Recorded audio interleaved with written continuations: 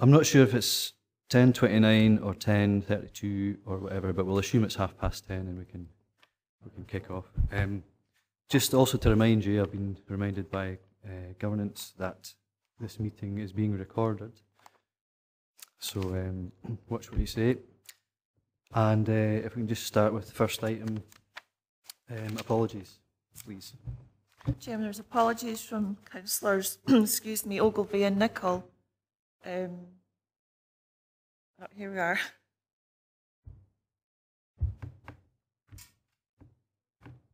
And Councillor Davidson, I know, is in the building, but I presume he's coming into the meeting at a later point. There are 7 members in at the start. Thank you. And do any of the members have any declarations of interest to make? Thank you. On to item 3, are we happy to approve the minute from the last meeting? Thank you.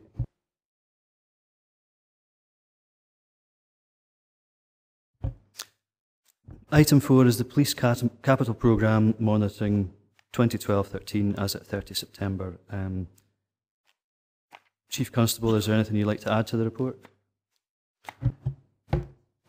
Very briefly, firstly, can I thank Councillor Blake for the loan of his glasses? I forgot mine, so I'd be struggling without it. But the capital programme monitoring report is very much as is, but it's probably more appropriate to give you a right up-to-date picture in relation to the progress of the work.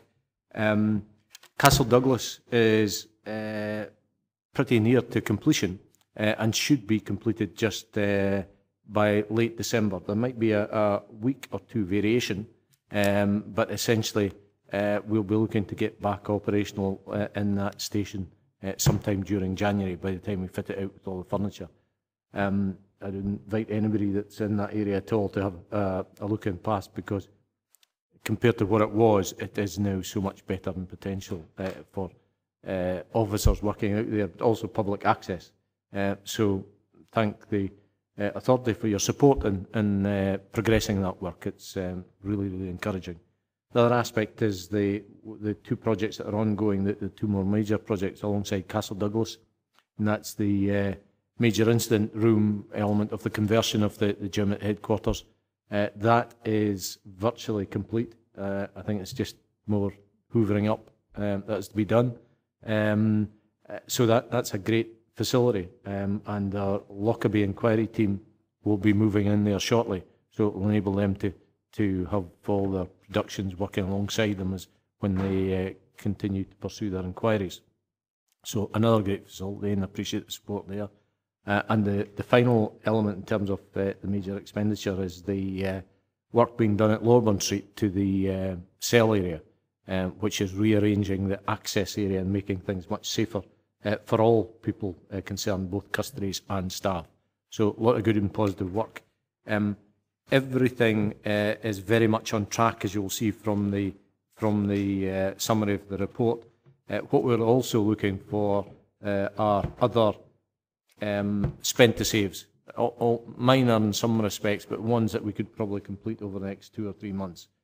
We've used revenues, as previously been approved by yourself, to initiate some further spending, advanced spending, for example, to purchase the body armour and things like that. So broadly speaking, the whole capital programme is going very well, and particular thanks to Superintendent Mike Leslie, who's got the responsibility for overseeing that, and is looking at small elements that we might be able to add into that programme. But it is very much as was approved by yourselves at the July meeting and the September meeting, and everything, I'm glad to see, is on track there. Thank you. Are there any questions from members? Are we... sorry, Councillor Peacock. Thank you, Chair. Excuse me. It's just, if I could have a sort of a reasoning behind on the vehicles. There's allocated an extra £100,000 to update some of the older vehicles and the ones that are possibly the high mileage and coming out of warranty. And it's stated in here that that is to sort of relieve some of the spend is to be done this financial year instead of next, to relieve the budget pressure. My point would be that the budget pressure in 13-14 would become the responsibility of the single authority and not this authority. So why are we putting that extra resource into that now when that budget pressure wouldn't be on us as a Dumfries and Galloway, but that would be transferred to the single authority. So do we need to spend that extra £100,000 now out of our reserves when it really should be something coming from the single authority in 2013-14?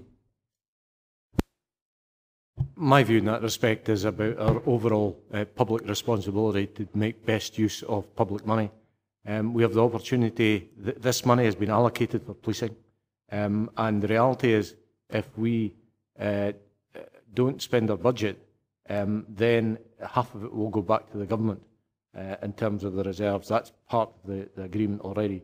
I'd also say in terms of the officers who are using the vehicles, etc., that if we can afford it, we should get the within reason, the best equipment possible. And this is simply enabling us to advance that. The other aspect with it, the overall budget pressures going into the new force, it could be long enough before you actually see any improvements in that. And my reasoning behind it is very much to ensure that the officers and staff here have the best equipment that they within reason, to enable them to actually deliver the very good performance that they're already delivering. Any further questions? Okay, with that, are we happy then to note the capital expenditure in relation to the police capital programme, and also 2.2 to note the progress and profiling to date? Agreed, thank you.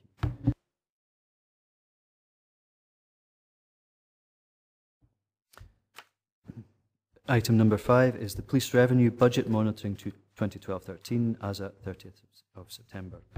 Obviously, we've all read the report, but is there anything you'd like to add to that, Chief Constable? Yeah, it's just to say that's the figure at the end of September. We're now almost at the end of November.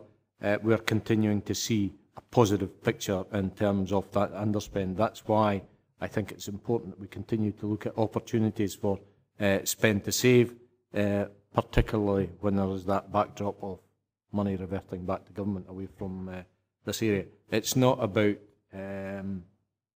being reckless with the money at all. It's about saying make sure it's directed into areas that will enable a maintenance of the service or an improvement of the service. So that's what we're looking about round about some of the underspend aspects. The most significant elements in that respect have been the income that we got back from the Olympics. It was more than we anticipated, and also some other aspects of savings through income through posts with NHS. But overall, a very positive picture. Are there any questions from members on that? There was one thing that was just I take it it's better practice to transfer from revenue to expenditure than it is to dip into the reserves with the single force, the impending single force sort of coming into play. Yes, as because either way, the same issue will happen. 49% will come council, 51% will go back to government. It's more visible if we deal with the revenue. It's more obvious to yourselves just exactly what sort of movement is taking place and what we are using the underspend for. But you could go to either, but I think there's no point in going to reserve when in fact it's there on your balance sheet currently.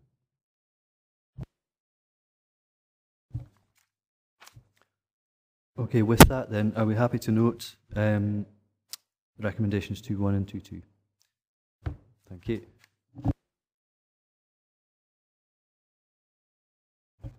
Item number 6 is the closure of the single equality scheme.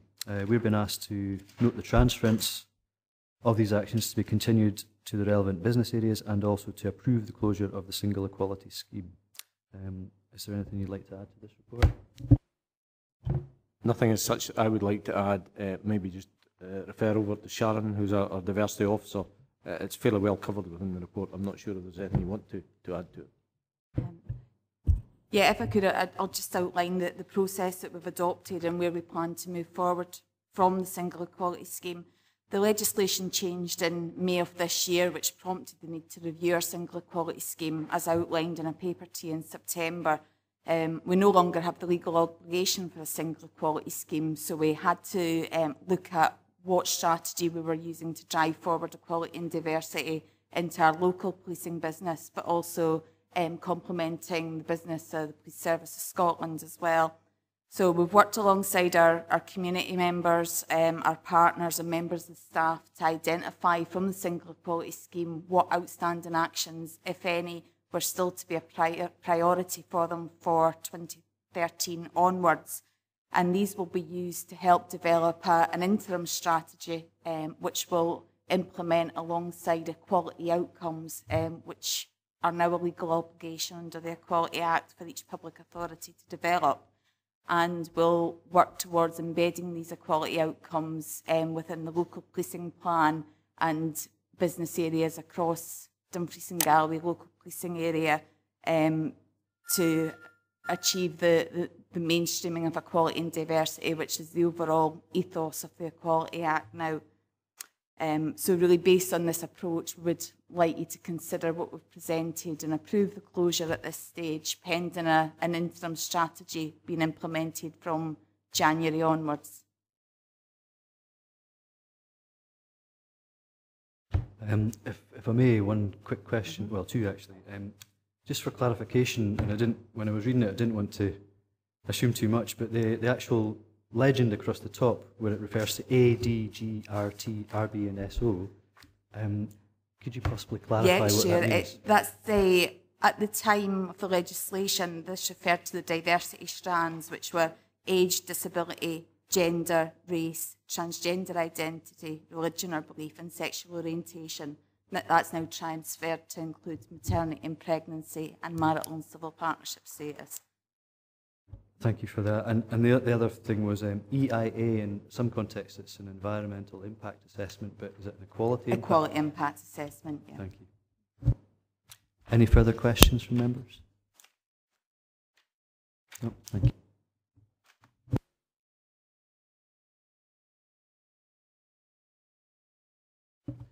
In that case, are we happy then to go with recommendations 2.1 and 2.22 to approve the closure of the single equality scheme?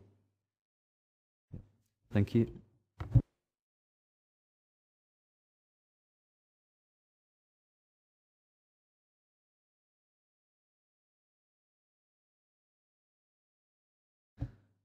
Items, I'll just, in terms of the agenda order, I'd like to bring forward item number 14 to be dealt with along with item number 7, because they are actually related to the same issue. And this is to do with the deployment of a police officer to Sri Lanka. Is there anything you'd like to add to this, Pat? Other than to say that, this type of report has been before you before. Mike Neeshaw is seconded to Scottish Police College, effectively under their management, but still I have the ultimate responsibility for his working environment. There's a couple of different, 2 or 3 different deployment dates for him. It's a well-practiced procedure. He's been to Sri Lanka a number of times before, and as such, we've made the proper assessments. The only thing I'd say is probably find the precedent here, but I don't think we should have the actual business case as part of the paper in future. Showing that all the assessment, the safety assessments. I think it's better that that's just kept separate. But item 7 and 14 reflect the various dates that he's going out to those countries. It doesn't have any impact on the force other than, in some ways, promotes the force. Thank you. And any questions on this item? In that case, can we agree with the recommendations 2.1 and 2.22? Yep. Thank you. Sorry, and that would be for both items 7 and 14, I should say.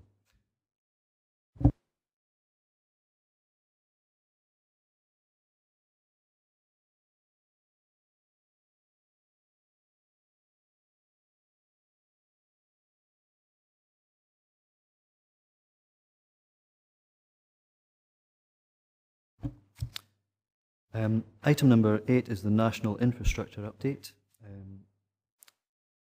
Chief Constable, would you like to add anything to this report? No, the report is fairly self-evident. It gives the update and progress. The only thing I would say is the testing has now been completed in Northern Constabulary, and it shows that the national infrastructure is resilient for the purposes for which it's been intended. Using a very careful selection of words there, but yeah, testing is positive, and item 3.5 highlights the 3.5 highlights the issues that it's caused for ourselves, but we'll now get hopefully back onto more even track with it and start making progress. Any questions from members on this? Councillor Peacock. Chair, although it doesn't relate directly to this report, I wonder if the Chief Constable has any update on the new single number for the police force, the non-emergency number. Is there any sort of movement on that? Because I know we have discussed this at past meetings, and just if there's any sort of update. Yeah, there is. I read a report, a newsletter yesterday on it. Testing is progressing at the moment, where the project team are out and about, actually trying from various locations just to see how it operates in terms of one-on-one. And I'm told that it's fairly successful. Behind that is a number of issues about the closing down existing contracts and things like that, closing down other numbers, and that is ongoing. I think the target date for it, maybe when live, is round about March. They don't obviously want it to coincide with 1st April, which is not a great date for anything, but not mind. And I think they're fairly confident. I would see that, as I briefed you previously, as 101 being a positive aspect, provided it's managed properly. Councillor Syme. Thanks, Chair. On the same subject, when will information go out to the public about the new phone number, informing them about it and how to use it? Yeah, I know there's a detailed communication strategy being worked up, and trying to decide when is the actual best time to go, publishing the number.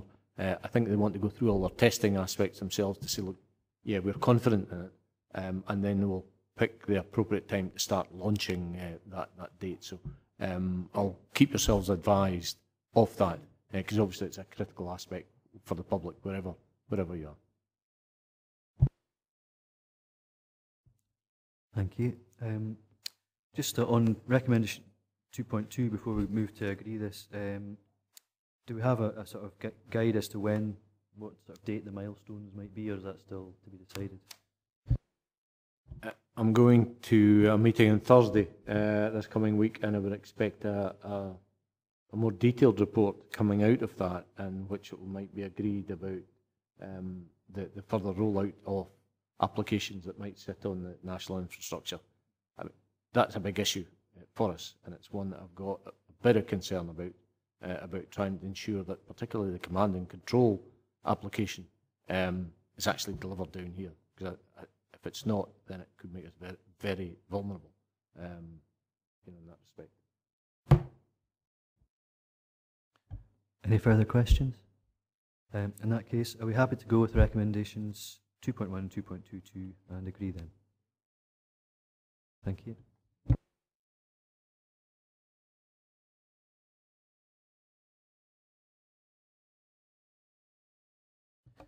Now, items 9 through 13 focus on the reform, and Carol Henson is going to be here to speak to the report on this. So we start off with item 9,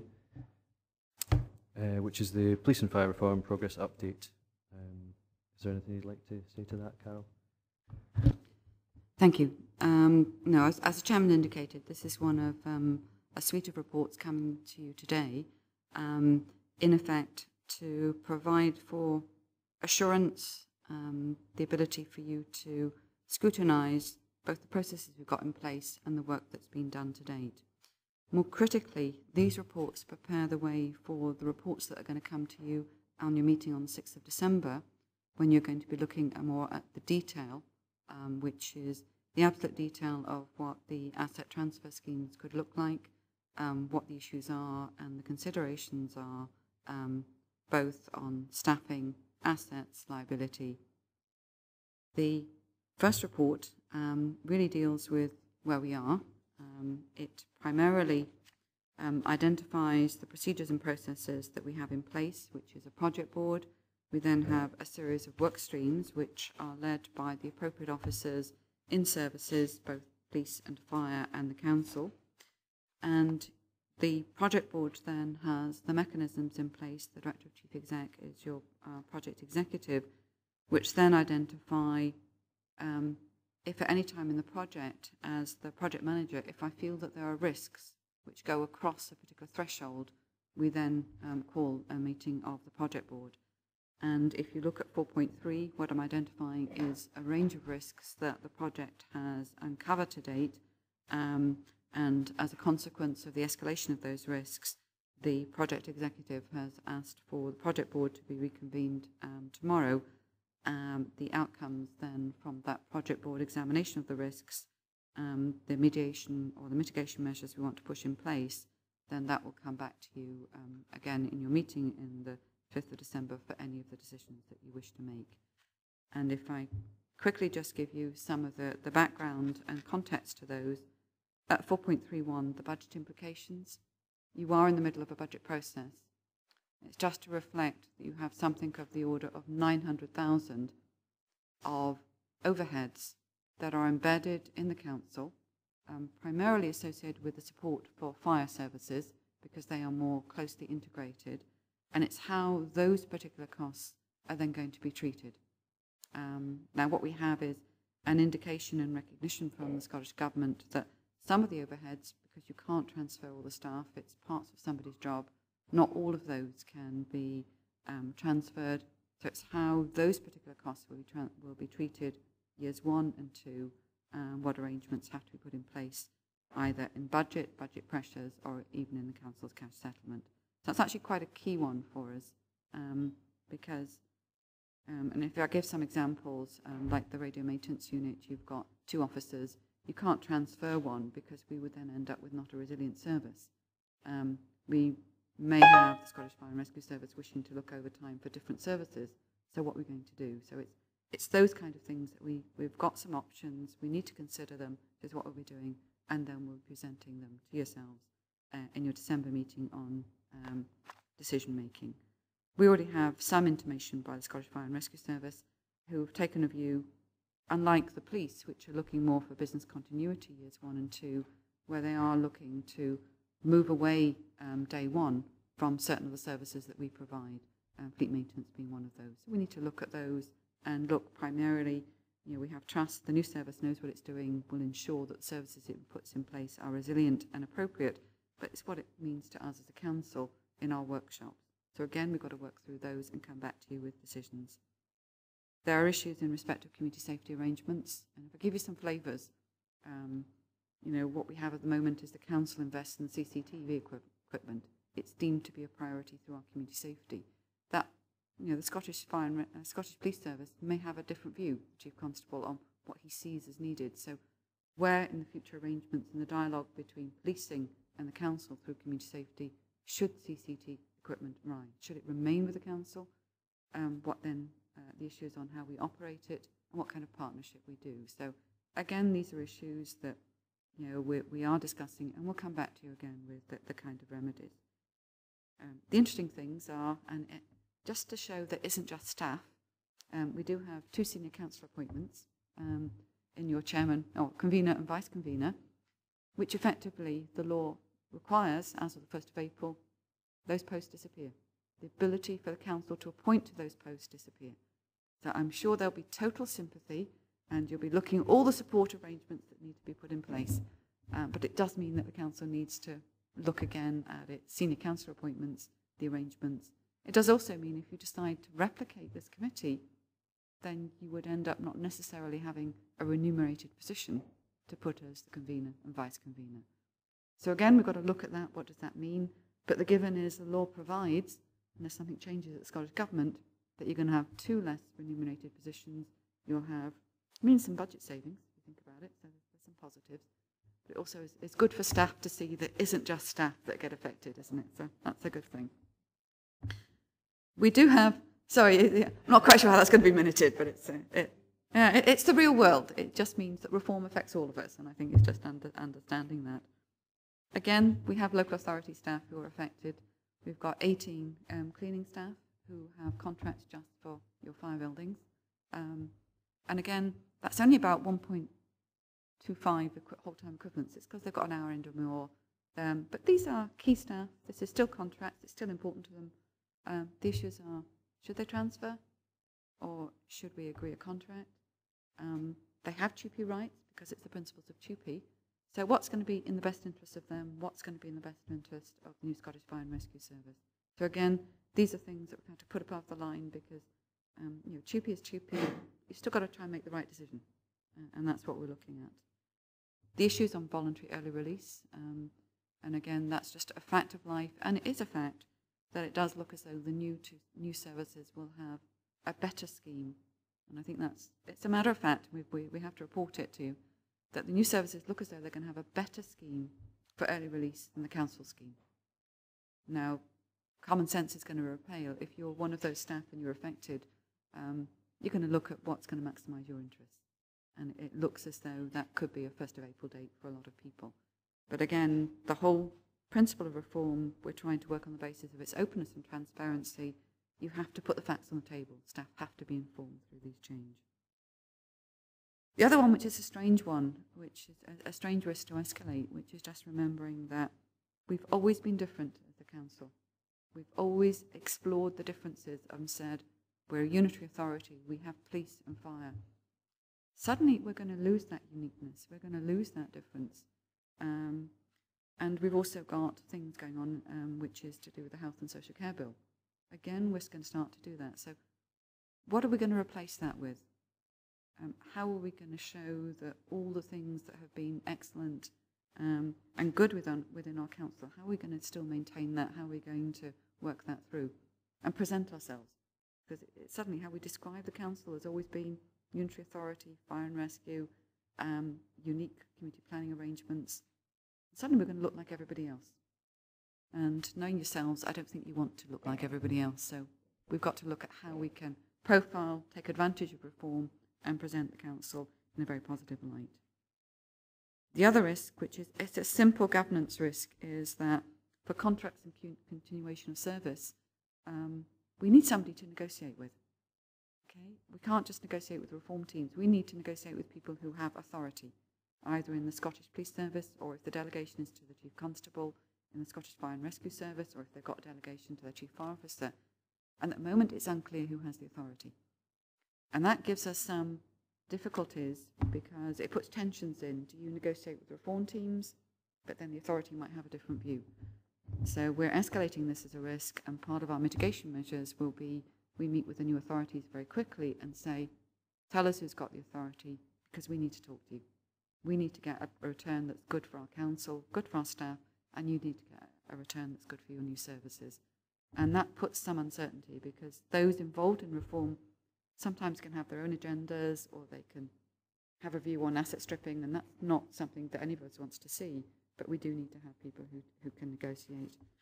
So again, in escalating those risks, we've not just escalated them, we've got measures, but we need the project board then to look at those, and then again we'll come back to you on the 6th of December with the measures that we've hopefully put in place, and look for decisions from yourselves about how we can progress. So that's it in a little snapshot. You'll be glad to know I won't say as much on the other reports, but it just puts some flavours. Councillor Syme and then Councillor Forster. Thanks, Chair.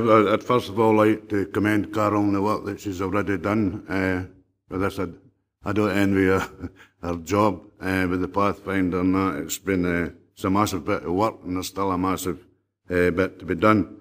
I have a few concerns, and she just gave me some more. But what I've pinpointed from the papers which concern me was at page 61 at 3.6, where it talks about a new burden placed on local government.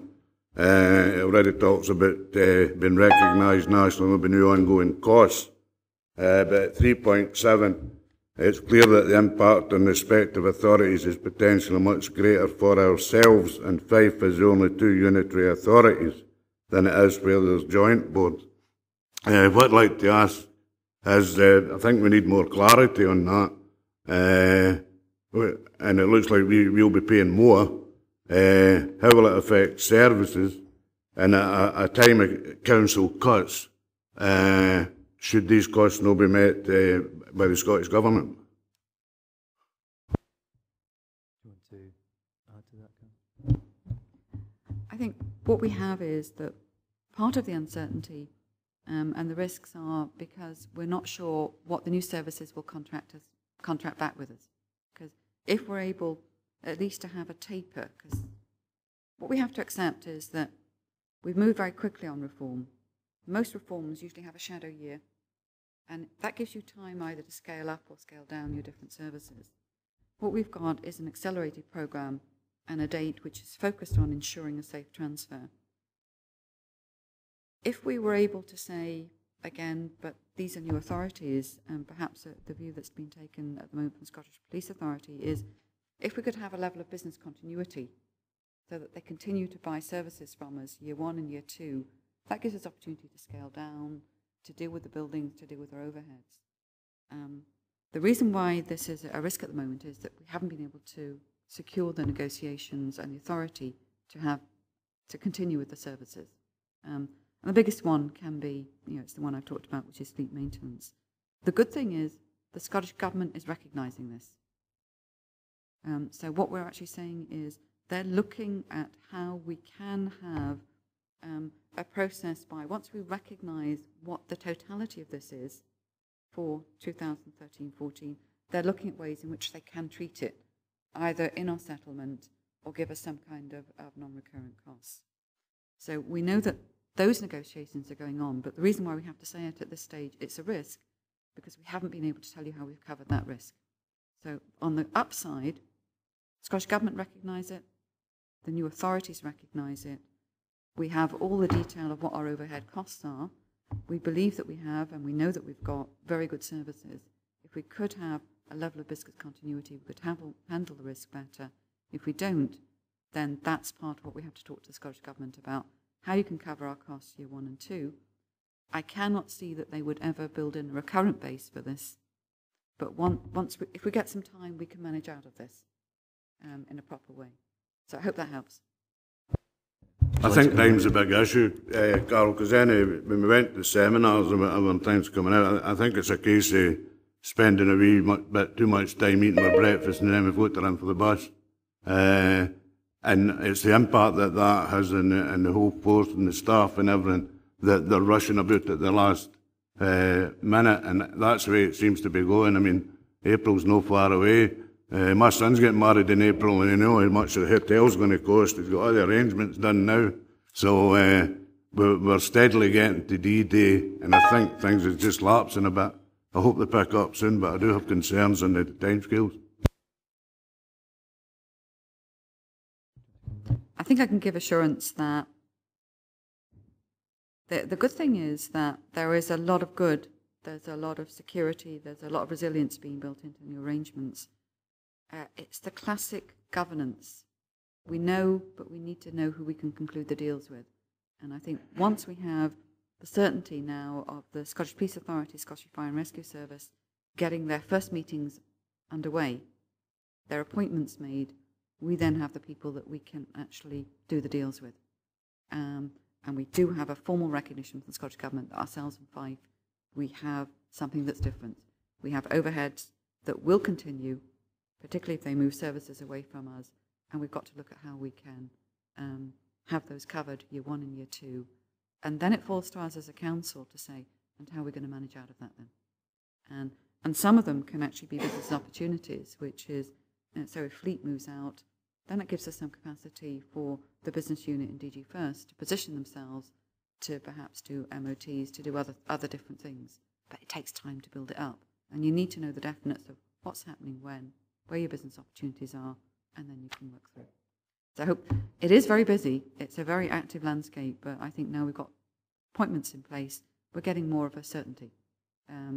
And we're also seeing, which is the good thing, all of the legislative changes that need to underpin the reform are happening on the button, which gives me some kind of safety, so that with, if you like, that the things are in place for the 1st of April, and we'll have the officers in place to continue to deliver services as well. And the important thing is they'll get paid. Okay, Councillor Forster. I can't work my machine. I've got it now. Just thank heavens we've got Carl on the job. I thought that was a relatively straightforward report, and Carl's highlighted more problems than I could foresee in it. As I say, thank heavens you're there, Carl. Look forward to the 6th of December when some of the anomalies you've highlighted we may have answers to. It's going to be a busy period up to April, and at the moment we just seem to be acquiring more questions and not being able to come up with any answers. But I'm sure by the 1st of April we'll all be tap dancing and singing, perhaps. The one bit you did highlight, 4.31, the £900,000 that was sloshing about's the wrong term, but that may become available for the budgetary process or part of it.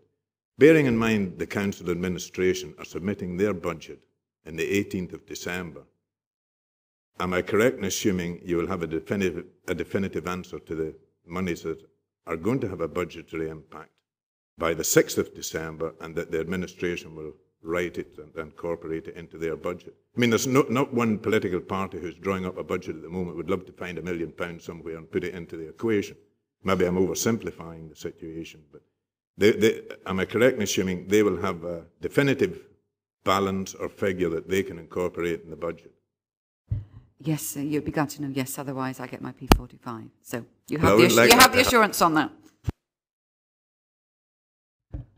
Are there any further questions on this?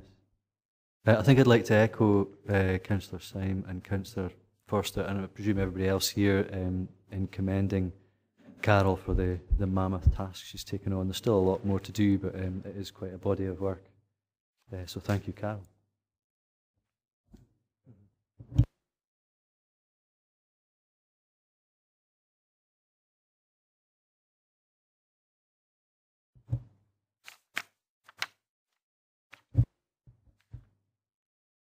Just for formality, can we agree with the recommendation at number 2 for item 9? Are we sort of satisfied that the arrangements in place to address the risks identified are adequate and proportionate? Yep. Thank you.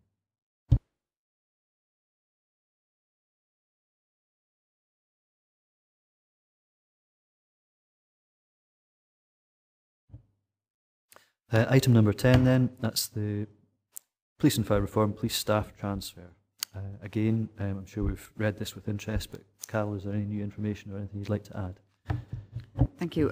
Perhaps if the Chief Constable doesn't mind, we'll do a slight double act on this one. What we have is, for the police staff transfer scheme, what I call in many respects a cleaner transfer scheme. And that is because certainly the manner in which policing has been configured and organised in Dumfries and Galloway, it's been more of a clear who the delegated finance staff, all of the staff under, if you like, the direction and control of the Chief Constable. So it's been easier to identify the affected staff. I think that's one good bonus point for us. The second good bonus point is that we already have excellent communications within policing, the manner in which then the briefings go to staff, the engagement with the recognised trade unions. All of those processes are safe. What we do, however, have is the biggest issue on police staff transfer, which is the scale of the budget changes and challenges facing Scottish policing services in the future means that we're almost like daily having to, how should I say it, keep the staff informed, because we're seeing issues appearing on, there's going to be, finance staff are going to be halved, communication staff are going to be halved, HR staff are going to be hard. And it's actually very difficult then to keep a force that is delivering such a high standard, then to maintain their morale and motivation whilst all of this, I don't know, I suppose this the media, the speculation is ongoing. And I think that is the biggest risk on the police staff transfer. It's not the due diligence on the records. It's not the due diligence on what posts people have. I think the biggest issue is then maintaining the excellence of the service, keeping the staff committed, and keeping them feeling valued. I think that's something then perhaps if the Chief Constable, if the Chairman's happy, could just come in. That's your risk. I think Carol has highlighted the issues very clearly. The challenge, and I think to use one of Councillor Syme's phrases, spent too much time, eating breakfast and having to run for the bus. In so doing, you're not clear exactly what all the arrangements are, and staff are absolutely thirsty for information, and understandably so, about what their future will be. So our approach to date, and it probably has been the approach over the last 3 years, particularly when we started in the financial cuts, is to try and maintain briefings as often as possible, to have a question and answer, frequently asked questions on our website, so keep staff updated.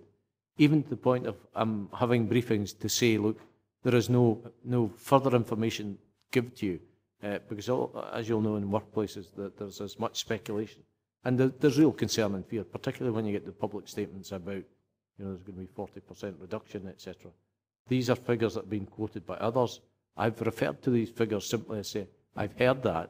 I'm not sure what the actual figures will be, but I know there's a substantial challenge out there.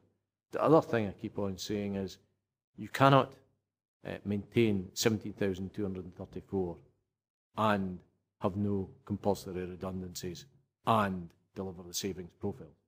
I think it's unrealistic. So something has to give somewhere in that formula. Whether it is the savings profile has to be adjusted, or which might mean a bit of relaxation and therefore the drive to reduce staff numbers or not, I don't know. But a real challenge is to try and keep staff informed. And an excellent example, there's stuff out in the media this morning where I've been wrongly quoted saying that the FCC will close. That's not what I said. I said in all these areas there are other people looking at our whole operation, and a public statement has already been made by the new Chief Constable to say he would look to reduce the 10 control rooms down to 3. Now, quite clearly, if such a scenario develops, then there's a real threat for everyone in that respect, and we've got to be realistic and honest. My approach and the senior management approach in that respect has always been to say, look, get the FCC into the best possible position it can be. It's highly performing, and therefore what I'm trying to do is make it difficult for others to actually build a business case to close it down. I'm not saying it's actually happening, but that's the sort of rumour and speculation that is ongoing in the background. And this morning I had to go into a force control room to start to brief staff directly because of stuff that went out in the media yesterday inaccurately. It takes a lot of effort to continually try and reassure them, and it's also a reassurance that is saying, well, look, it's about being realistic. Jobs will be lost, but also saying that the government said there'll be no compulsory redundancy. I've also given them my honest assessment in that, to say, look, I can't understand how you can go through change on this scale without that particular tool. Not a tool I particularly desire to have, but it's being realistic, whether it's in the private industry or public sector. You cannot go through that sort of scale of change without starting to look at that aspect, if you have to deliver the savings profiles we've got. The other complicating aspect, just in terms of the timescales, is the debate that's currently ongoing between the new Chief Constable for the Police Service of Scotland and the Chair of the Scottish Police Authority. I don't think anybody particularly foresaw that there was going to be an alternative model, in that the Scottish Police Authority, as is being explored by the new Chair, is looking at running all the back office element, i.e. HR, finance, IT, fleet maintenance, all those sort of aspects. So until that is absolutely clarified, they cannot therefore go forward and appoint heads of finance, head of HR, etc., which really makes that run for the bus just a lot more desperate in some ways, because you're about to have £1 billion organisation launched on 1st of April, but 12 weeks away you still haven't yet filled your key posts. So, bit of a challenge, but it's also been realistic to mitigate against that. They have got temporary appointments ongoing to start to develop some of those aspects around about finance and HR, but it is a very compressed timescale and really quite challenging for everyone. And as a result, the issues that Carol highlighted, it probably exaggerates some of the staff concern in some ways, because there's lots of speculation and public statements being made elsewhere. Thank you. Councillor McCutcheon. Thank you, Chair. In the cinema in Glasgow, there was a question asked to follow on for the Chief Constable here. If Plan A doesn't come into place in April the 1st, is there a Plan B? And it was stated that there wasn't. I was wondering if there's any change to that. Is there a Plan B in place now? Nobody's told me about Plan B, but it's also important to separate the strategic level in terms of organising the police service and the operational level. Largely, in terms of the delivery at a local level, it will keep focused. It will keep going. Mike is very much part of that new arrangements and shaping up, and really from inspector level downwards, which is really our key engagement with local communities, etc. It's trying to keep that as consistent and performing at high levels as we can. So it's trying to make sure that we don't put out the wrong message to the public. But at the strategic level, undoubtedly, there are real challenges in terms of the timescales. For example, the deputies' interviews are ongoing this week. They will be appointed at the end of this week, and it will likely be just in a couple of days before Christmas before the assistants are appointed. So that's your senior 10-man team, effectively. In the interim, we've had temporary teams operating, anticipating, putting all arrangements in place. But undoubtedly, it is very, very challenging, and I'm not sure what if there is a Plan B. Thank you. What I have to advise is that the Scottish Government particularly have set out a very clear framework which says where the risks would be that would require a Plan B. And most of those risks relate to governance, which is that the legislation came in as it should have, it passed. There are 42 supporting pieces of legislation which gives powers to the Scottish Police Authority, Scottish Fire and Rescue Service. There were key things associated with the establishment of the decision-making bodies, both the chairman and the boards, the chief officer appointments, and then the supporting structure ones. Each of those deadlines and dates has been met.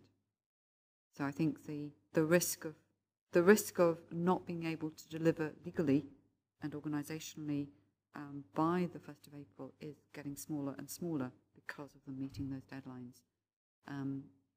If, for example, there have been any issues about the establishment of the Scottish Police Authority in time or the appointments, that could have put a major risk on the 1st of April, because you need a statutory body to be in place. So the fact that the law, the legislation is hitting every single date that's been set, I think there must be people working on the midnight oil in the legal department of the Scottish Government, but they are meeting them. And I think that has mitigated and reduced the requirement for any kind of Plan B. Not quite sure whether all the vehicles will have their logos on, but it's, but if you like, it's getting smaller.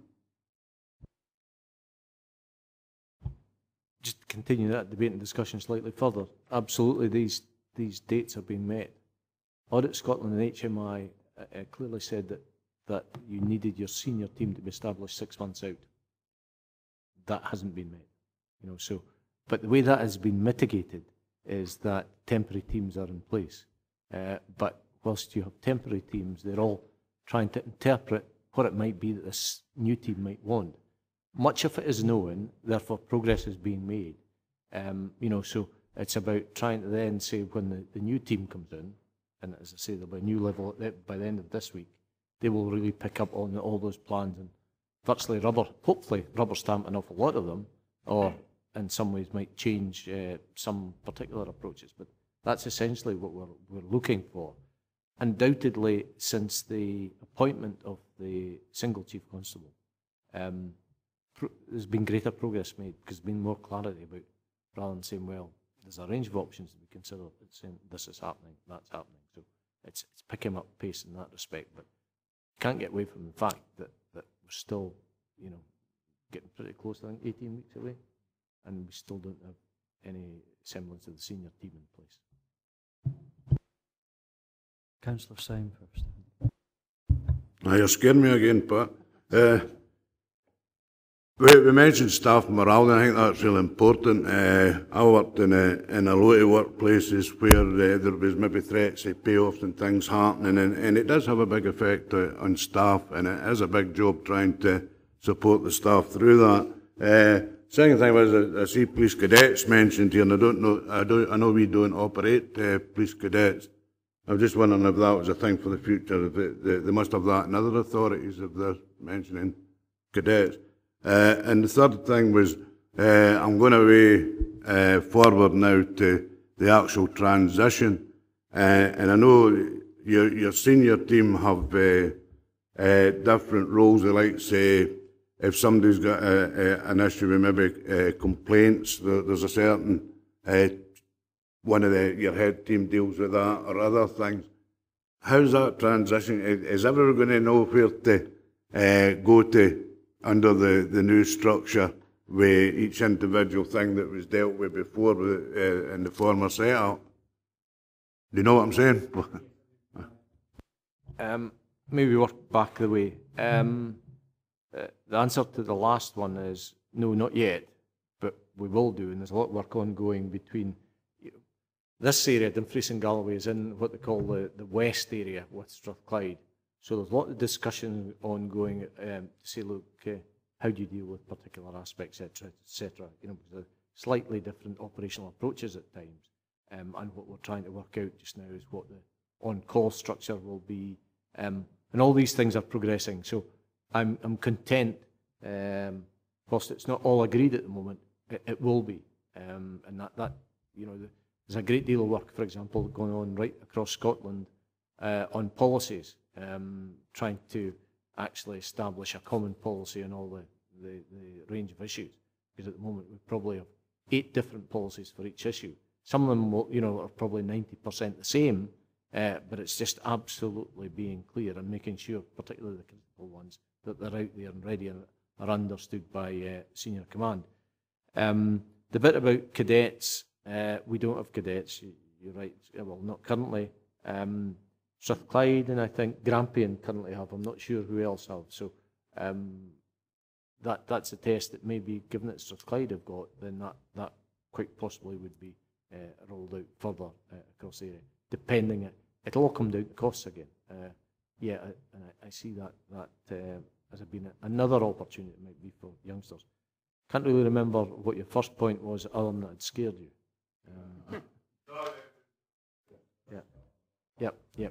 Well, staff morale. I think it's important when we look at today. We have an event this evening, an awards evening, which is just about long service, good conduct, but it's also about exceptional performance by officers, by staff, and also by members of, for example, one of the officers in the council is getting an award from ourselves for his work in youth justice. So that, to me, you know, by doing these sort of things, it's all important. On its own, it doesn't, you know, lift staff morale. But if you have a combination of approaches and you recognise good performance, then I think by doing so, you know, it's remarkable, I think, how we've been able to, you know, hold up the levels of morale during a time of significant change.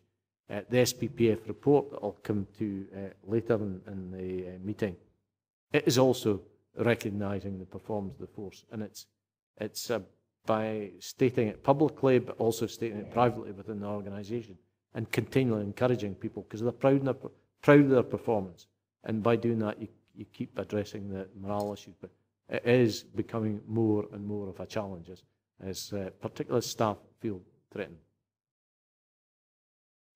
Just on that, about staff, in point 4.4 on page 70 and 71, I suspect this is a fairly generic thing, but is there due diligence on affected staff to be completed, and when is that likely to be done? Just in relation to all possible affected staff. Is that clarified yet? No, it's not clarified yet, but I mean, all staff effectively are in that area for consideration, because all staff will transfer over. What we don't know yet, because the detail isn't there, just about what sort of structures it is they will transfer into, and the key issue is, will they be managed directly by the Scottish Police Authority, or will it be actually the Chief Constable that has the clear control and direction? So it's not clear yet. We've been told, particularly when I raised the issue around about VRR and VAR, that they will, whilst they might not be able to give us the exact details of the structure, they will start giving us indications of areas where they wouldn't want maybe particular opportunities to be offered, because it will be areas that are vital to the service. So, it's a challenging area for us just now, because it's like trying to work through fog at the moment. But I don't know, Mike, you might want to just pick up on any of those points, particularly about.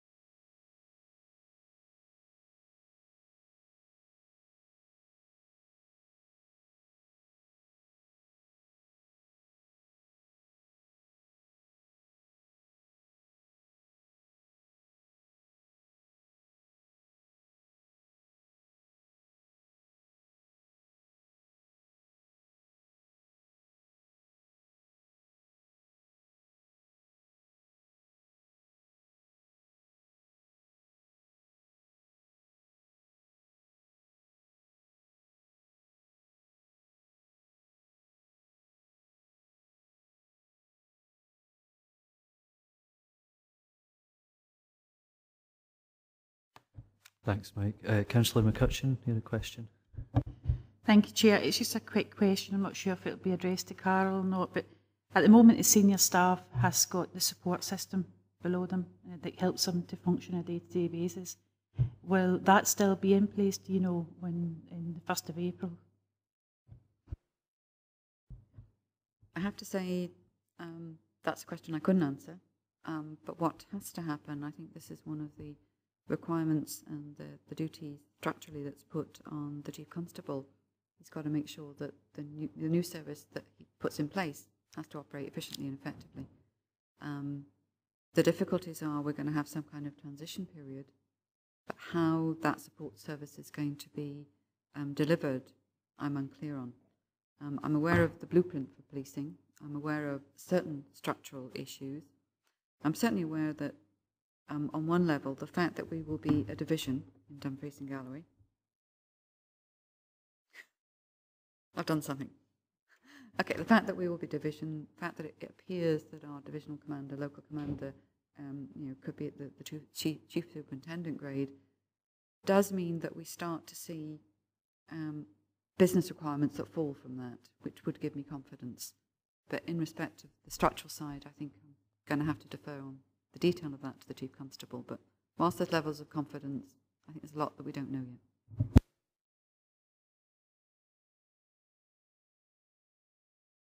Councillor Peacock. Thank you, Chair. I'm certainly not going to go over some of the comments that's been made regarding the morale with the staff and communications, and they've been well put and well answered. And I sympathise with the Chief Constable with the task that he has before him and through his staff transition.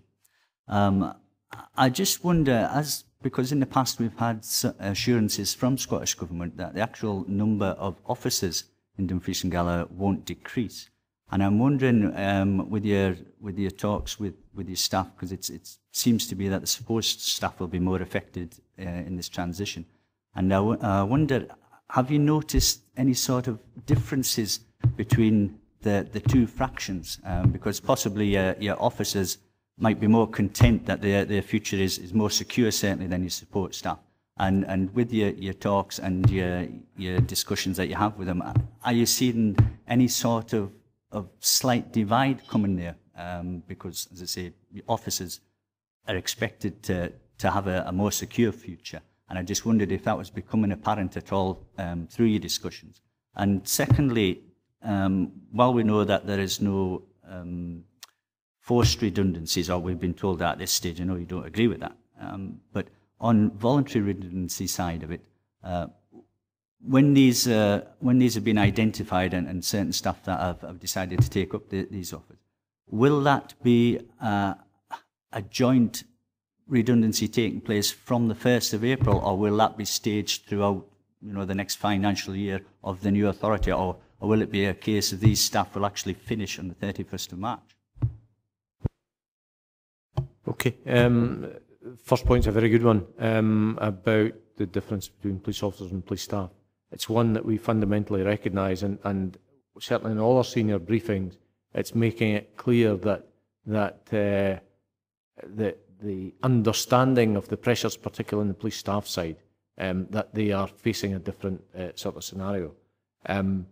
The aspect as well is a lot of our officers are managing police staff as well, so they are very sympathetic, and through our briefings we've made it absolutely clear about the importance of managing everybody properly. The police officers recognise the position that they're in. However, that's something they've signed up to, right from the very start, and also subject to different, no right to strike, things like that. But they are also coming under different pressures round about pension requirements, etc. Adjusting the profile, for example, those who are over 20 years service, I think, their position is secure. For anybody who isn't up to the 20-year service, their conditions change quite significantly. It appears to be being proposed, and they'll have to work, I think, an extra 5 years. So there are issues also hitting at police officers, but fundamentally they have that security in employment. So we are aware of that. I'm not sure there is a divide developing, because we are very much one team, and it's trying to keep it as one team and say, look, we have to do our best for our police staff in this respect. So working hard at that in that way. VRR, it's not clear yet what the package that is being agreed nationally, well, hopefully will be agreed nationally, and how it might impact here. the last two reports, police and fire committees, we've had provisional reports prepared to bring to you, but there's not the detail there, and only when we get that detail will we actually bring it to you. But I think it's more likely, if there's a national package agreed, that any moving on from the organisation will be after the 1st of April. You know, so that's the way it appears to be shaping up. But a lot of that detail is still to be worked out. But that is another aspect where we want to give that information to staff as soon as we've got it. I know there will be a number who are sitting there contemplating taking voluntary early retirement, VRR, but until they actually see what it is, you know, it's difficult to actually engage.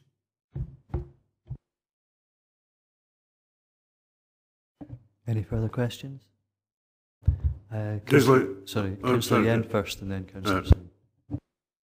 Thank you, Chair, and thank you to Patrick Shearer for your answer, and thanks to Councillor Peacock for your question. That was similar to my question. Thank you. I would echo your concern. I want to say every single police officers and support officers are unique to our region, and we want to do whatever we can to protect their jobs. And I want to urge whoever has the power to negotiate with Scottish Government, the police force and the fire and rescue committee, we do everything we can to protect everyone's jobs. Thank you. Sorry, I maybe just pick up on a point that didn't actually make clear in one of your questions. It was about police numbers and in the area. We have an assurance about the overall police numbers, obviously nationally remaining the same. That's an impact, however, in terms of the savings you can make. But also at a local area, saying that essentially the Cabinet Secretary assured us that the police numbers will remain the same. It will become more challenging to track that, however, because there will be those that are involved in local policing who will be managed locally, and then there are others, such as the specialists, you know, through traffic policing, through specialist crime, etc., that will be managed beyond our area. So whilst they will still be here, it will be just a different management structure, and therefore, you know, the bodies will be here, which I think is an important thing. Councillor Singh. Thanks, Chair. I'd just like to say, just when we're where we are leading up to December, I hope the government team working on this isn't having 2 weeks off at Christmas.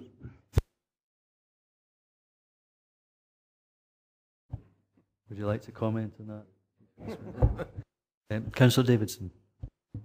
Thanks, Chairman. It was just actually on the point that Mr. Shearer had raised regarding the police numbers issue, because it strikes me that it flags up an issue which is probably something we need to look at for the future in terms of the way in which we scrutinise what will happen, obviously, post-implementation, and how we actually capture.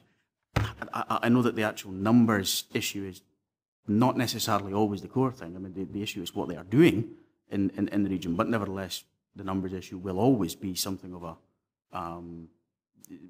factor, not least because it's been an element of political discourse for the past 5 years anyway. So as an issue, it's not going to go away, but I just wonder, it's worth us flagging up how we're going to interrogate the figures that we get, or what sort of figures we're going to get, how we assess that as something that we need to scrutinise once we're actually into the new force and the new arrangements.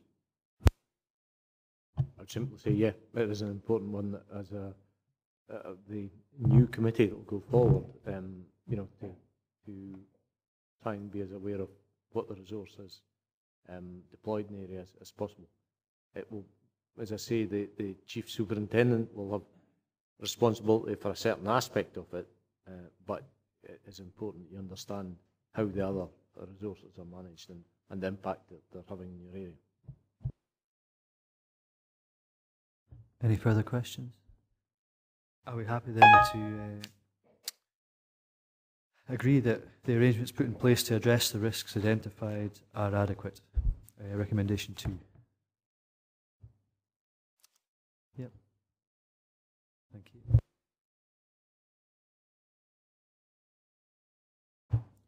Item 11 is fire and rescue staff transfer. Again, I presume we've all read the report. So is there anything that you would like to add to the report? I think I'd just like to add a couple of different flavours. On this one, my hairdresser has now tripled their income just trying to cover the grey hairs. This one is actually more complex. I welcome the fact that you've got Mr. Chowdhury from Fire Brigade Union sitting in on your meeting. It is one that's more complex. We are seeing both the structural options being put forward with an area manager, which could lead to some issues about the capacity to be able to continue to work with the council through community planning. Fire and rescue is so closely embedded in the council that it's from, and unfortunately it's also embedded with the area that's a trading operation. So we have the complexities and the human dimensions, not only of the people, which obviously is something that we have to deal with very, very openly and respecting and valuing the concerns that they will have and protecting their interests. But it's also down to an issue such like on fleet management. There's part of a person that with the changes the Scottish Fire and Rescue Service are proposing, now that affects that post. Now that either will give the council capacity to be able to increase like the staff car scheme, because you actually have more management capacity, or there's an issue there of an overhead. But that puts that person not in a cleaner position as we have in policing, where people know, yeah, I'm transferring. I know that, okay, some people will transfer into jobs, some people will go on protections. But I think this one is much more complex. It also means that as we look to, if the decision is to contract with us, then we actually have to charge the Scottish Fire and Rescue Service something higher, because we have to actually charge them as we would the commercial rate. Because although they're part of the sector, although they're part of the public sector, we actually have to charge them more, because that's what our trading accounts require us. So this one is one that is much more complex. We've got 18 cleaning staff. There are probably about 8 to 10 other people whose posts will be affected. We have the arrangements that both police and fire have confirmed that they're looking to continue with payroll, but that will only be for a year or two. So again, it's what the implications are for our staffing and payroll down the line. So I think this one, although there's similarities, because of the integration of fire and rescue with the council services, it is one that's much more complex. It's one I'd advise you to keep more of a watching brief on as well, because this is the one where there are some sensitivities, there are impacts because we go into trading operations, and it's one that we, if you like, the risk threshold is higher. Thank you, Chairman. Any members that would like to ask questions on that?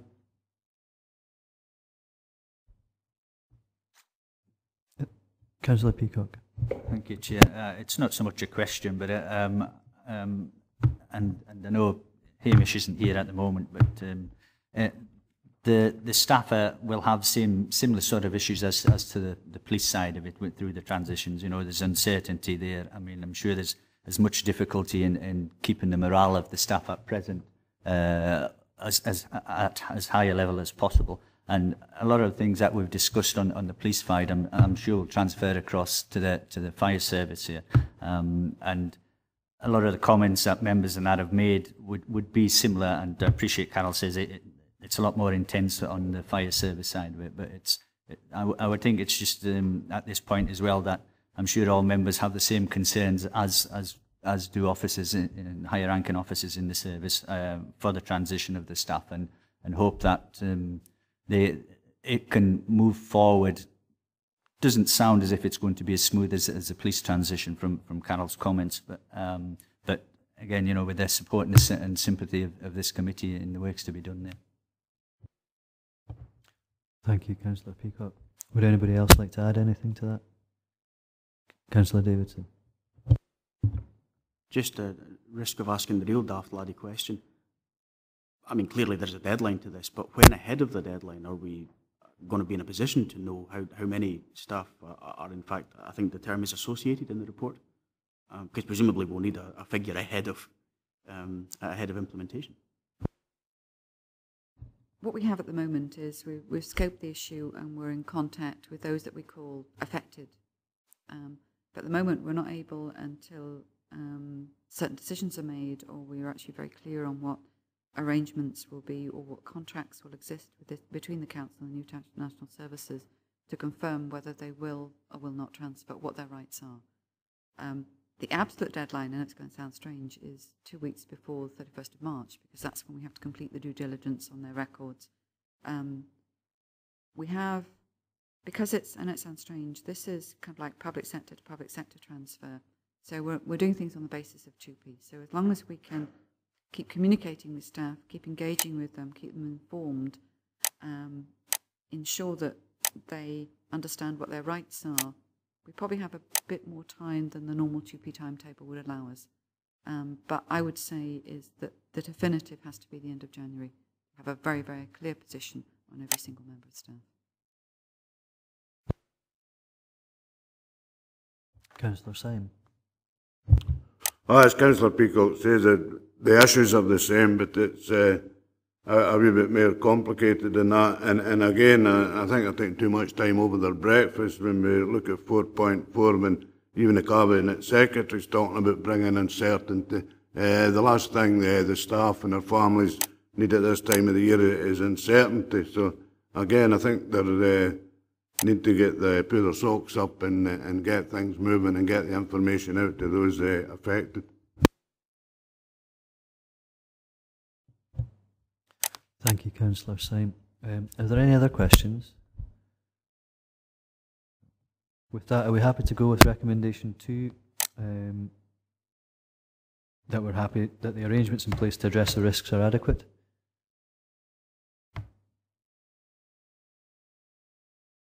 Or would we like to add anything to the recommendation?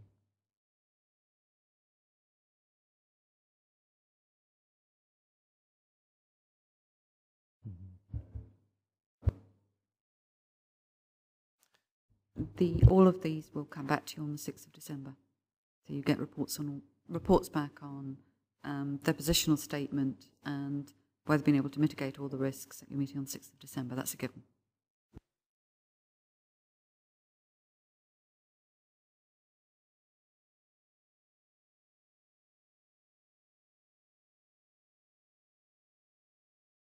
Thank you.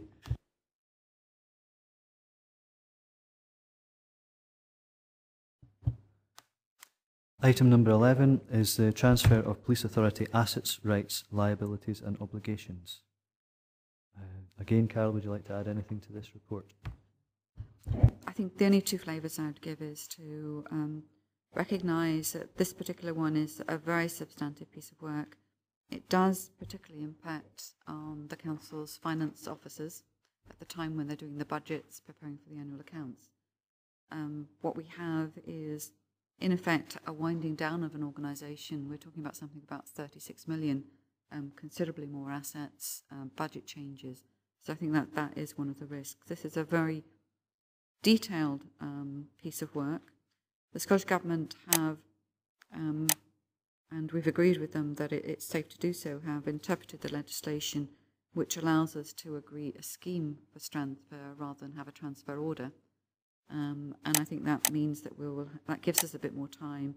It takes off some of the pressure on our support staff, but it does mean that what we have is an incredible amount of work for finance.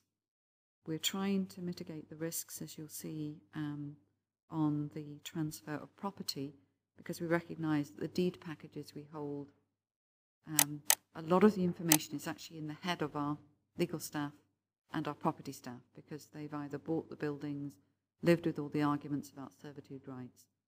So there is a considerable piece of work that we've agreed with the new services, which is we're going to take the intelligence that's in their heads, put it in documents which will go into the deeds packages, and we will then ensure that there is an informed transfer on all of our properties. It is a complex piece of work. There are pressures. What you've got is an indication in your appendices of the level of detail that's going to come back to you at your next meeting. So it's a little bit of forewarned. I think we may have to look at the timing for the meeting and what else is on the agenda, because there will be a lot of information that you'll be looking to scrutinise, and that will be down to the details of the properties, the details of the leases, any issues in respect of liabilities. And I think, that there are things like perhaps civil liability cases. There's all sorts of things we've got to say is what liabilities will remain with the council, what can we transfer to the Scottish Police Authority. So that gives you some kind of flavours when you look at pages 104 or 105. Can you imagine what it's going to look like when it's all completed and we're putting it to your meeting on the 6th of December? And you'll be glad to know when this is presented, you're going to have Paul Garrett, Fiona McLaren, and most of the finance team here, because it is going to be a very highly technical document. And we'll also ensure that we bring in people from legal and property services so that you can have an informed debate to be able to make the decisions that are needed to progress this piece of work. Thank you, Chairman. Thank you, Carol. With that in mind, are there any questions that members would like to ask now? Councillor Forster first, and then Councillor Peacock. So, with deference to Rob, it's my turn to ask the silly boy question, maybe. On the 6th of December, when we're going through and scrutinising transfer of assets, what happens if this council agrees not to transfer a specific asset? What we have is, and this is where the due diligence and the work has to be, you're going to be coming to a view on meeting on the 6th of December. If there are issues then that from your decision, we then as officers have to take that forward to the Scottish Police Authority and Scottish Fire and Rescue Service and say, this is our position.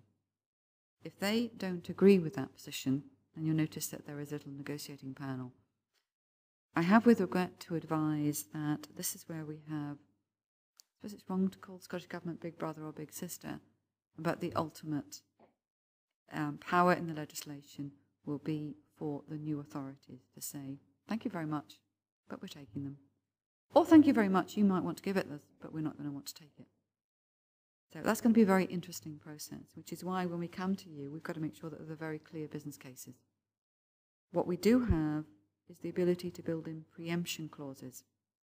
So if we transfer something, then we could actually put a preemption clause in to say, and that is allowable in the legislation, to say, if you wish or intend to dispose of that piece of property a year for 2 years from now, we have first call on it.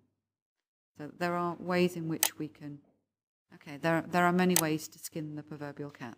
I hope there's no cat lovers in here, but there are many ways for us to do it. But again, it comes down to, from the council's position, we've got to have a very strong business case. And the reason why we weren't able to come to you now is that you also have a policy decision which says we're going to reduce our assets by 25%. We're going to move from all our leased buildings into owned buildings. So we've got to actually look at the business case we've got against that policy decision that you have. And I think quite a lot of our recommendations may well come to preemption clauses.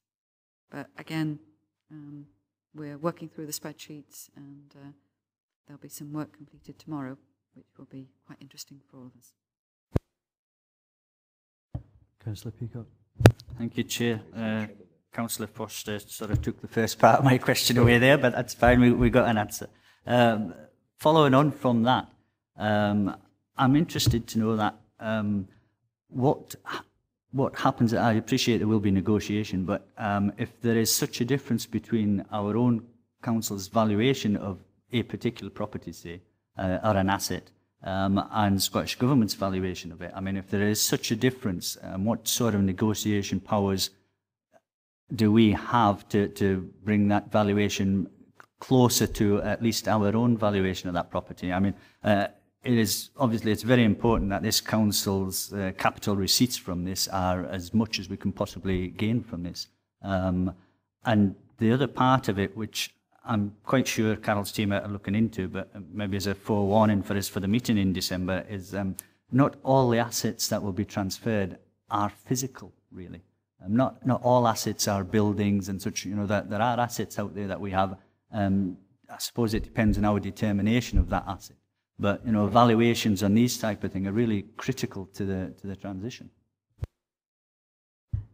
It shows my incredible learning curve from being in governance to this project. The one delight, if you like, of being in public sector and in being public service is there are rigours associated with the Sept code, which is our financial accounting code. We are required in public service to have all of our assets independently valued every 5 years. And that process of independent valuation is something that's accepted by all parties. So, and the one thing is we do have a very clear and agreed process of valuation of property assets. There are issues, and again, this is where we've got to think about, sometimes because we have quite a speedy programme, how we're going to deal with certain of the things such as desks and tablings. Now, is there going to be value in the short time that we have to actually try and do a valuation on that? Or can we actually say it's transfer as seen? It's a bit like sometimes when you do a house sale, your curtains are included. So we may have to work through some of those devices. All of our things like plant, ICT, there is a level that we can actually have confidence in what those values are, servers. But the one given is the fiscal code does set the independent valuations. And in fact, there are a couple of our properties which are on their 5-year cycle due to be done in November. So and some in January. So we're going to make sure that all of those are done. And that's when the nightmare comes for people like Mr. Garrett and Fiona McLaren, because they then have to backtrack on previous valuations and then do the write-down and all sorts of complexities. So the good news is it's done independently, so there's no argument. The bad news is it's incredible because we will have some movements, and we are required to reconcile to a 31st of May 2012 position. There's a backtrack, so for accountancy purposes, I'm just glad that we've got some very, very good accountants. And I don't even understand their spreadsheets, but I have confidence in what they've done. Any further questions?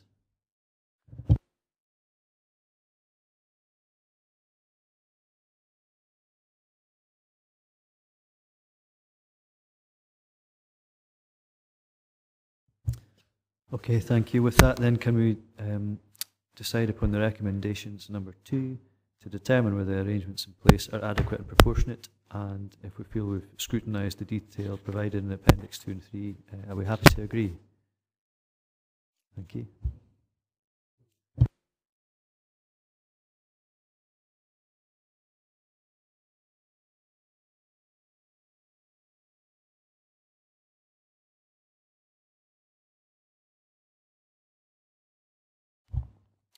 Item number 13, transfer of fire and rescue assets, rights, liabilities and obligations. And again, Carol, is there anything you'd like to add to the report?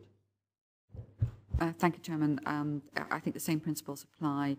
Again, fire always likes to be slightly different, fire and rescue.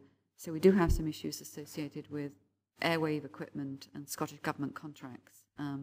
But at least we know what they are. We just need the Scottish Government to confirm how we're going to handle them. Exactly the same issues, the same principles, and the same considerations will come to you in the meeting in December. Any questions from members? In that case, again, are we happy to agree to the recommendations 2.1 and 2.2? Yep. Thank you. As we've already brought forward item number 14, I think I'd like to bring in a couple of competent business, if you like, which relates to the SPPF report, which came out on Tuesday. So it was before these papers came out, and also to the Best Value Audit report. And I'd like to ask Chief Constable just to say a few words on this. Thank you very much, Chair. Thank you.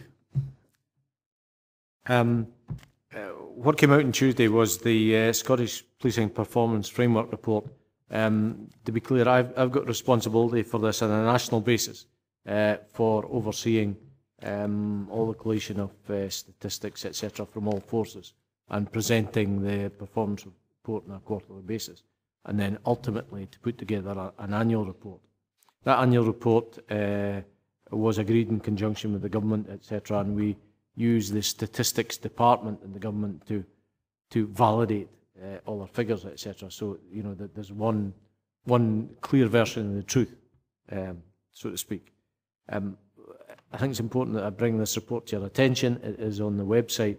It's a very good report in relation to where Dumfries and Galloway Constabulary have performed in the context of Scottish policing, setting our performance in that context. And I'm not going to go through the whole report because it is about 90 pages, but I'll pick out some highlights for you. The general trend across Scottish policing is good. Crime is down. Detection rates broadly are being maintained, and most forces are starting to reduce their costs. So the picture is pretty good and positive.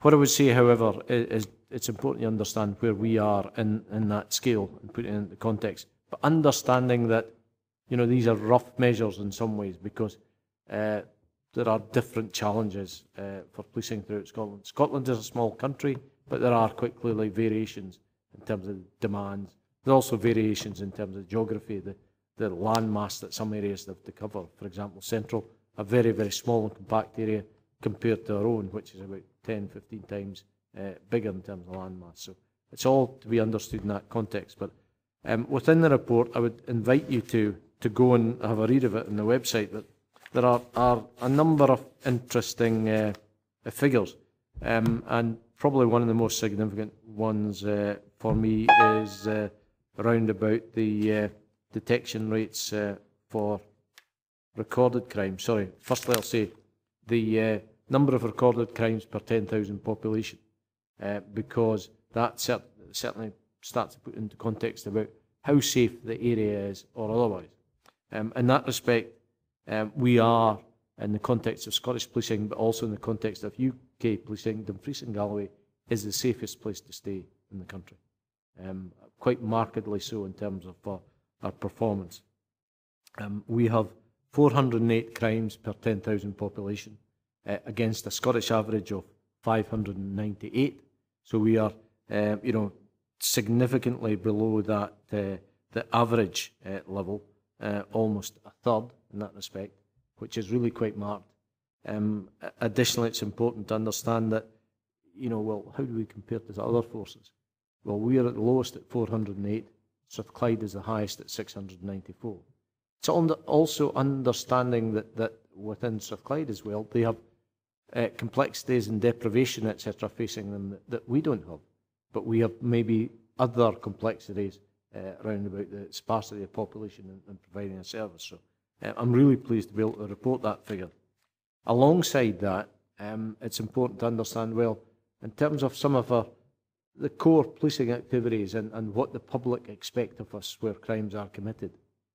If a crime is committed, crime or offence is committed in Dumfries and Galloway, then you are more likely to have it detected here than anywhere else in the country, quite markedly so.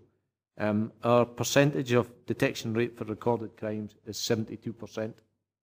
The Scottish average is 49%, and it goes down as low as 46 and 44% in the biggest forces. Now, again, it's not about crowing about this. It's understanding there are different elements at play, but that difference for me is so marked. To me, it points to that our arrangements in terms of how we focus on crime, but not just as a force, how well we're supported by the committee here, and also our arrangements in our partnerships are delivering for us, and delivering in a very positive way. I also have said, however, you never get that improvement by standing still. It's about looking to see how you can do better than you did the day before. And I think there's still significant opportunities for improvement, particularly in our partnership working, to try and make further inroads into this. So very good and positive in that respect. The other element I think it's important to bring to your attention, I just can find the page, is the cost per in terms of provision of the police service. Because you would think that you know, if you're a small force covering a big landward area, then it would cost a lot per head of population. And our challenge is always to try and reduce that and keep that down to a minimum. We do, in fact, operate at a cost that is less than the Scottish average, just below the Scottish average, which is very, very important. You might ask the question, who is the most expensive? And you'd think, well, it might be Northern, because it's a very big rural area, the size of Belgium, in fact. But it's not the case. That's not the case. The most expensive force to run per head of population is Strathclyde at £199 per head. We're operating at £181 per head, which is about 10% lower than that. The second most expensive force to run is Lothians. So it's interesting. You would think that size in some ways brings that economy of scale, but it's not always the case. And also the performance aspects. So those are key points for me in the report, and it's pleasing to be able to report that. Not that people are more expensive, but it's pleasing that we put it in context that we are obviously delivering a service that is providing real value for money. It's also comparable to forces in England and Wales, so it's not, we don't just stop at comparing figures across Scotland. So I think there's a real message there for police reform. Certainly that you would think by going together you'd produce the economies. In a lot of respects you do, but it's not always as clean and straight as that. So that is the broad picture, but it's also understanding within that there are other indications which I think are very important about our performance. Public satisfaction rates are very high, which is very good, because we can speak about all the figures we like, but unless they actually convert in a way that the public says, well, I'm happy with the service, then, we miss a trick. So public satisfaction rates are high. The other aspect, things like sickness absence, it's good. It's very good when we compare it to other sectors. And particularly so, and I think it's a point that you made, Councillor Peacock, about morale. When we look at our sickness absence rates for our police staff, I think they are the leading ones in Scotland. Not being the high level, but being at the low level, which is absolutely tremendous. It tells me that people are happy in their work environment, but they're determined to get in there. And we haven't seen that figure vary in a negative way in the last year. It's probably going the other way, if I'm correct, Mike. So figures there are very good, and I would draw your attention to that report.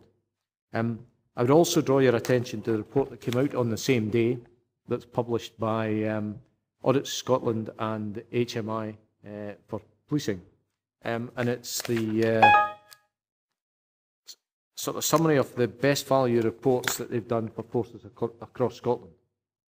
You will recall that we, the police authority and the police force, got a very good report from when we got our best value review earlier on this year. The report, in all respects, in almost every respect, is positive. But there is an issue with the report I think you should be aware of, and I've highlighted it to both Audit Scotland and HMI, and that's in relation to that very issue I was speaking about, costs per head of population. In their report, they state that police force expenditure per head of population ranges from £141 per resident in central Scotland to £179.10 in Dumfries and Galloway, saying effectively that we are the most expensive force to run per head of population. They then have gone on to draw a conclusion from that, and it says that expenditure level shows no correlation between the size of individual forces and expenditure per head of population. Now, I can see you frowning. It is completely contrary to the information provided in the Scottish Policing Performance Framework. This report came out on Tuesday of this week. It actually came out earlier. It was embargoed until Tuesday. I read it at about 5 o'clock on Friday night and went that way. I immediately said, look, you've used the wrong figures. It was probably doubly annoying to me because they did this previously in relation to a report into best value in Lothian borders, which within that report they again stated that Dumfries and Galloway were the most expensive force. I wrote to HMI, I wrote to Audit Scotland at that time, and I got an apology and an acknowledgement that they'd used the wrong figures. They've done exactly the same in here. And my frustration was, having highlighted it on Friday night, I believed it was an opportunity for an adjustment to be made. That adjustment has not been made, and they simply have prepared an if-asked statement. Now, I don't think that's good enough. It also is saying, well, it's not just about the figures, it's about the conclusions that you've actually drawn from those figures you've got in your report. It's saying there is no correlation between size and expenditure, cost per head of population. There is an absolute correlation in that respect. It is very, very clear, and I say this is a rough measure in some respect, but it's very clear. The two largest forces in Scotland are the most expensive to run per head of population. So it's important that that is understood, because there are aspects, certainly going forward in terms of police reform, where the immediate assumption is bigger is better. We are quite clearly going to a single force. There will be economies of scale, absolutely, but it's also important to understand there's a lot of areas to be worked at. The other aspect is just this cost per head of population, and also the associated performance.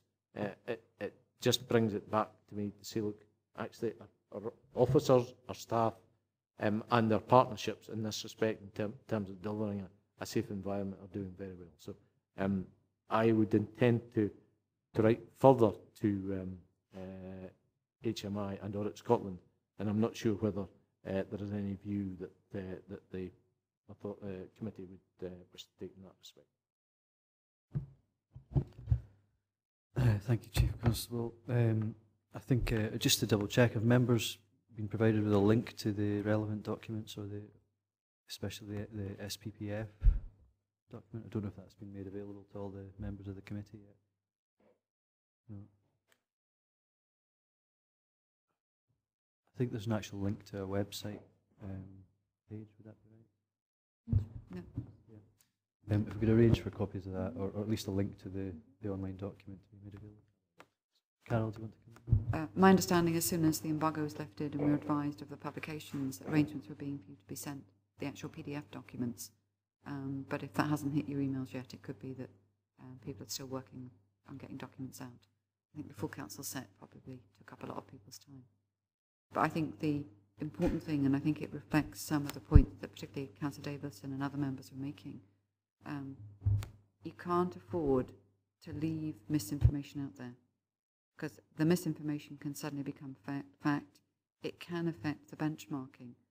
And I think the fact that it's the second time this has happened, I think you've noticed Mr. Eggo's here as well. I think both the advices, I think, from the Chairman and Chief Constable, we need to not only correct with the bodies, we need not only to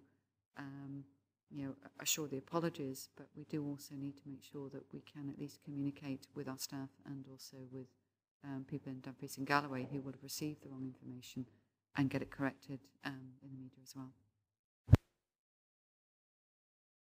Okay, there's a few members wanting to come in, but I'll start with Councillor Blake.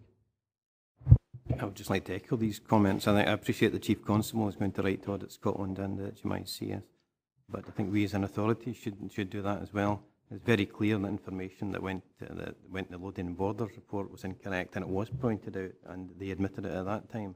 And merely to put an accompanying statement to a document that's going to be left on record is incorrect. It's a document that is wrong and needs corrected. So I think we should do that. Councillor Davidson. Thanks, Chairman. Fully in agreement with that. I think we need to be really quite robust on this. I mean, once is perhaps an error, twice is really not acceptable and not forgivable. And the document itself should be amended, withdrawn if necessary, and amended. I'm sure that Audit Scotland would require no less rigour of this council. In fact, it's not that long ago, I suspect they probably were. I also think that the committee should certainly be, the police authority should be contacting Audit Scotland in its own right, and we should probably consider, although I suspect it's a matter for the Chair and maybe in consultation with the Chief Constable, what sort of communications, public communications we do in relation to the issue as well. If it's not addressed in a kind of multi-pronged way, then it'll simply stand as an apparent fact, which is manifestly not the case. Thank you, Councillor Davidson. Councillor Peacock. Yes, Chair. I echo the comments of Councillor Davidson and Councillor Blake as well. And my point was just basically going to be that the document needs to be withdrawn, because if those figures are left there further down the line for record, that's what people will relate to. I mean, they won't relate to a statement altering that. So it needs to be withdrawn and those figures altered. And our annoyance, not just dissatisfaction, I think annoyance should be recorded when we write to the authority. Thank you. I agree with all those sentiments. I think I should say on the positive side that the SPPF document does quite clearly show that the work done by Dumfries and Galloway Constabulary is exemplary in terms of setting a benchmark for moving forward to the single force. And I think that should be, we shouldn't forget that amidst this, the error that we need to address after this meeting is concluded. So I'd like to commend the work in that respect, because it quite clearly shows that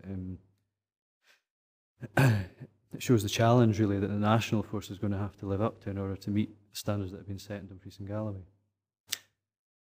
Are there any further questions or comments? Sorry, just to summarise that we have an action, if you like. Yeah.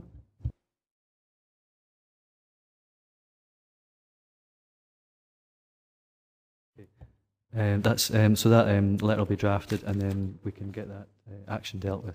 And with that, I think that's the close of the meeting. Thank you.